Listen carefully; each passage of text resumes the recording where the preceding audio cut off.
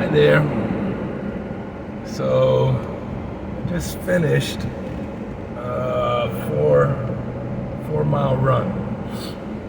I got a dog named Charlie, and he just turned one a couple weeks ago.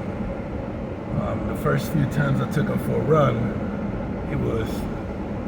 it took him days to recover. Like, he was limping. I thought I broke him, so I didn't take him out for a run for a long time.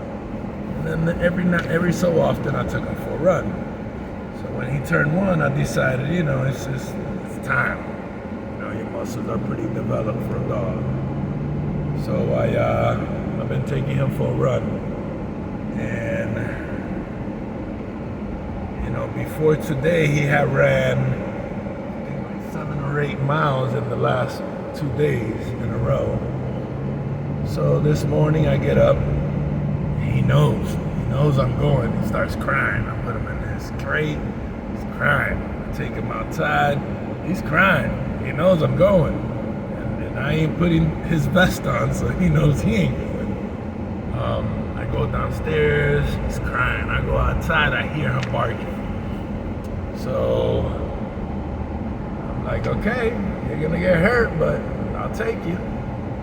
So we went out for a 4-mile run, running faster than we did yesterday or the day prior to that. And he went. He busted his butt.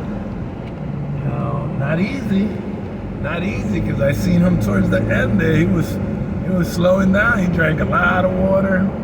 You could tell he worked hard. Now he's not even buckled up. He's back there just laid out. And then we did a little walking afterwards, and he is walking slow. You can tell he's hurting. And that's not my point. My point is he's seen a bird walking, and the beast came out and he went for it, just like he always does.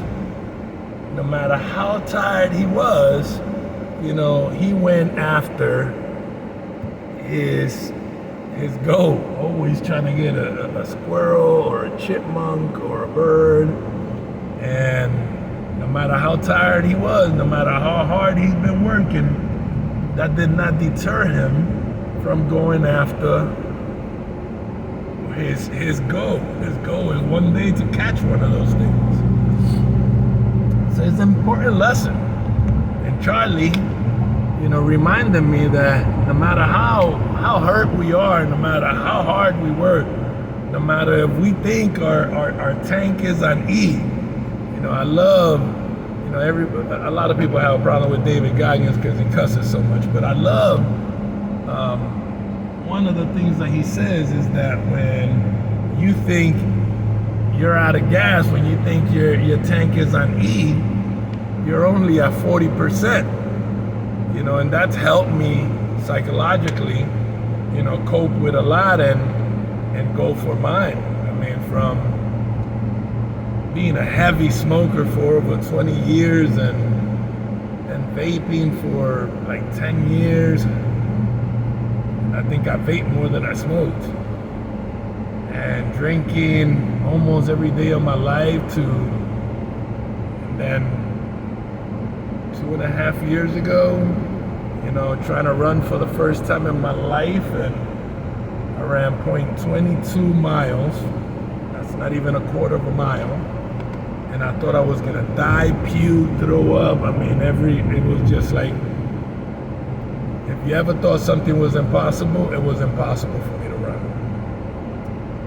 And here last May, which I gotta do something because I hate living in the past, celebrating the past, but last May I ran 44 miles, I believe, in 11 and a half hours. So yeah, that 40% rule has helped me immensely. Because honestly, I didn't think I was going to be able to do 10 miles on that particular race because I had not trained. I had quit running for a long time. I was working 7 days a week, unspoken amount of hours, but a commitment to myself, and I was gonna try it. And I was gonna be happy with whatever I did. I knew I was gonna try to do my best. And I did. I think probably could have done better. But regardless, you know, Charlie taught me no matter how tired you are, no matter how tired you are, no matter how hard you've been working, no matter how exhausted you are, even if you're walking funny, you gotta go after your goals. You gotta go after what matters to you. You know, no excuses. Just make it non-negotiable. Just go. You know, he yanked his leash.